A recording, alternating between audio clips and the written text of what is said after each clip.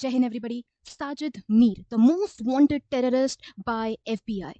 ये वो पर्सन है जिसका नाम ऑपरेशन सिंदूर की ब्रीफिंग में लिया था, जो मरकर भी जिंदा किया गया by Pakistan government and army because they wanted to cover up him.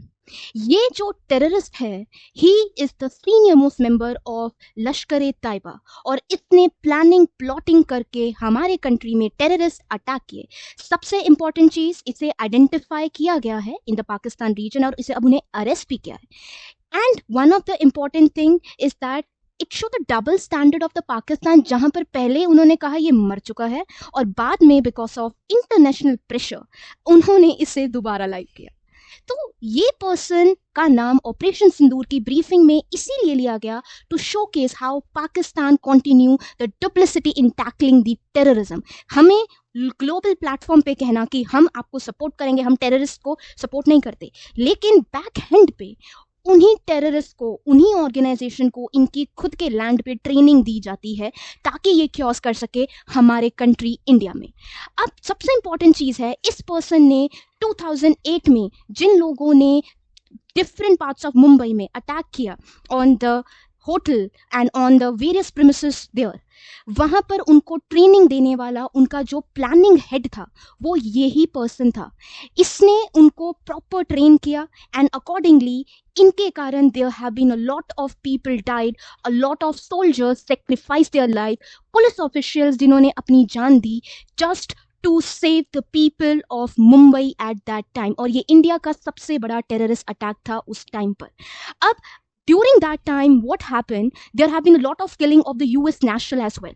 तो US के जो वहाँ के jurisdiction के जो कोर्ट हैं उन्होंने इसे गिल्टी किया for the murder of all the nationals present there and he is now being also executed under those order which is a specially designated global terrorist pursuant to the executive order 13224।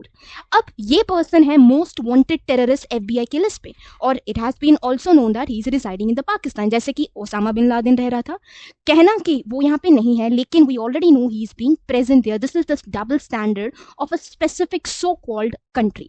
इसके ऊपर even की reward भी रखा गया for more than 5 million जो भी इसकी information देगा, because he was the culprit जिसने प्लान किया था मुंबई अटैक, जिसके अंदर we know many people were lost their life, not even a single child, a old age person, a middle aged person was left out, and even while saving the people हमने कुछ ऐसे officers को भी खोया जिनका नाम history में बहुत सम्मान से लिया जाता है।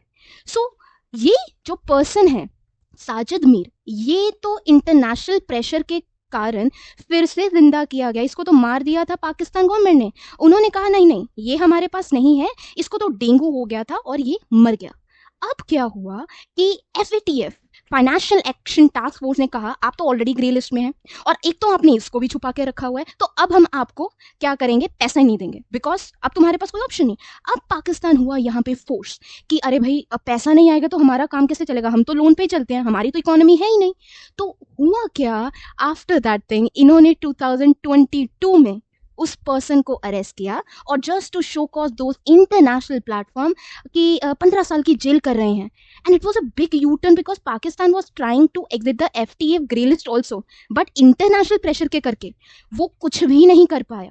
बट आप यहाँ पे ये देखेंगे, जो कंट्री पहले कह रही है कि वो मर गया और बाद में इंटरनेशनल प्रेशर के कारण वो जिंदा कर दिया गया, तो आप उस कंट्री पे कैसे विश्वास कर सकते हैं, जो कि हम आज के टाइम पे देख रहे हैं in the India Pakistan dispute. We can't believe कि इन्होंने उन्हें ट्रेन नहीं किया बिकॉज इट्स एविडेंट इनके वहाँ पे ट्रेनिंग सेंटर्स हैं और US जैसी कंट्रीज बाद में जाकर इनके आर्मी हेड को, आसिम मुनीर को अपने पास बुलाते हैं। Don't know what is the thing US is thinking. So इसीलिए हम US पे भी कंप्लीटली ट्रस्ट नहीं कर सकते ऑन दैट पर्सपेक्टिव।